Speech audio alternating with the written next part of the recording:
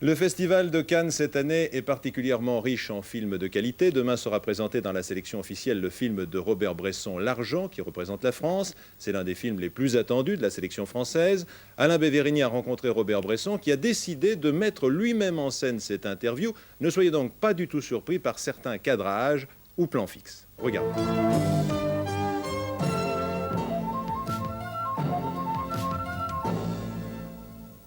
Il est sans conteste l'un des plus prestigieux auteurs du cinéma français. C'est aussi quelqu'un de très secret et de très rare. Chacune de ses œuvres, bien qu'il n'aime pas le mot, chacun de ses films est un événement en soi. J'ai nommé Robert Bresson. Demain, à Cannes, on présente le dernier film de Robert Bresson, L'Argent, mais ce soir, pour TF1, Serge Danet, Serge Toubiana et Pierre-André Boutan tracent le portrait de Robert Bresson. Le mot œuvre m'agace quand on en parle, quand on parle de mes films. Le mot œuvre ne correspond pas du tout à mes films. Ce sont vraiment... Je sais que Godard a dit ça, mais il y a longtemps que je l'avais dit avant. Mes films sont des tentatives, des essais. Ce sont des essais vers quelque chose que je sais qui est le vrai final du cinématographe.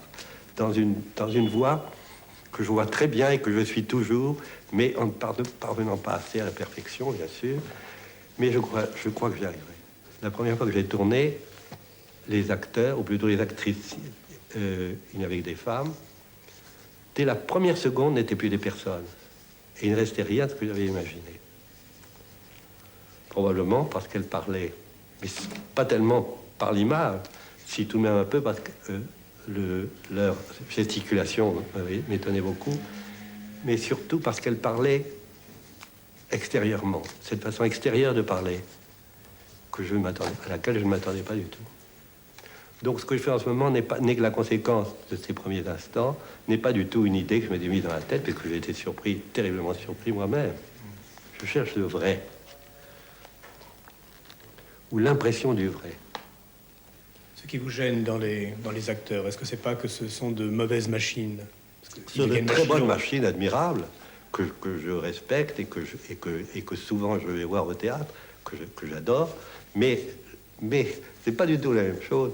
Le travail n'est pas le même, absolument pas. Je sais pas pourquoi. On l'a rendu pareil, simplement parce que c'est plus commode du point de vue argent, justement. Voilà un des méfaits de l'argent. Donc vos acteurs ou vos modèles, vous les choisissez, je pense, vous les choisissez parce que quand vous les regardez, ils vous semblent être des personnes intéressantes. Je fais un essai toujours. Et vous avez envie de les découvrir aussi, oui, par le film. Mais autrefois j'ai pu dire que je les prenais pour leur ressemblance morale, mais c'est plus vrai, parce que je crois que l'homme, ou la femme bien sûr, est trop bizarre, est trop contradictoire, est trop, pour que je puisse d'avance savoir ce qui va en sortir. Que peut-être plus il est contradictoire, qu'il a l'air contradictoire intérieurement, plus il m'intéresse. Il y a quelque chose qui me tente, c'est peut-être le démon qui me tente aussi, qui me tente de prendre pas la personne que j'aurais pris dans un choisissant bien. Qu'il y a un moment où je passe sur ma décision, je me dis, nous allons bien voir.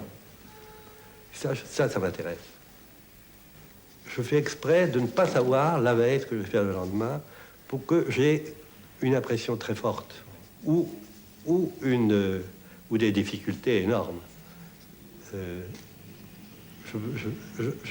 J'ai envie de faire des trouvailles. Donc si je prépare d'avant, je n'en ai aucune. Je ne peux en faire aucune trouvaille. Et aussi, il y a autre chose, c'est que je voudrais saisir au moment où il arrive le sentiment que me donne la chose que je me mets dans les yeux. Donc il faut que ce soit immédiat. Je crois cette immédiateté de l'écriture cinématographique. De même, quelqu'un a une plume, il écrit au fur et à mesure que sa pensée arrive. Je ne vois pas l'écrivain ou préparer d'avance ce qu'il va faire, ou le peintre sachant exactement ce que va être sa toile. Ce ne serait plus un tableau. Il y a là quelque chose qui m'a, je crois, choqué dès les premiers instants où j'ai fait les films, c'est cette habitude de tout préparer. Les acteurs compris, les acteurs, on sait à peu près ce qu'ils vont faire, donc il n'y a pas de surprise. Je crois que tout art préparé n'est pas un art. Ce qui entre par les yeux et les oreilles sort par deux machines qu'on dit parfaite copiste. Or, l'une nous donne des choses et des êtres qu'une apparence trompeuse, mensongère. Le mensonge même, la photographie. Tandis que l'autre restitue exactement la matière du son. Alors, comment ne pas réfléchir sur ces deux oppositions? L'une est vraie et l'autre est fausse.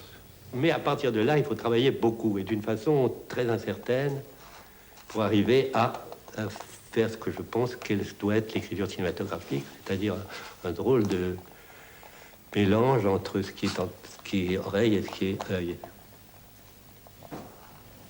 Et Toulouse-Lautrec qui disait « Enfin, je ne sais plus dessiner ». C'est-à-dire qu'il faut tout oublier au travail. Et alors après, c'est pour ça que le montage est si passionnant, c'est que c'est vraiment les choses se rassemblent, se dosent, et le film apparaît. Voilà, je vous rappelle que les plans fixes de cette interview et l'absence d'image à certains moments qui provoquaient des noirs à l'antenne ont été volontairement voulus par Robert Bresson, qui a mis lui-même cette interview en scène.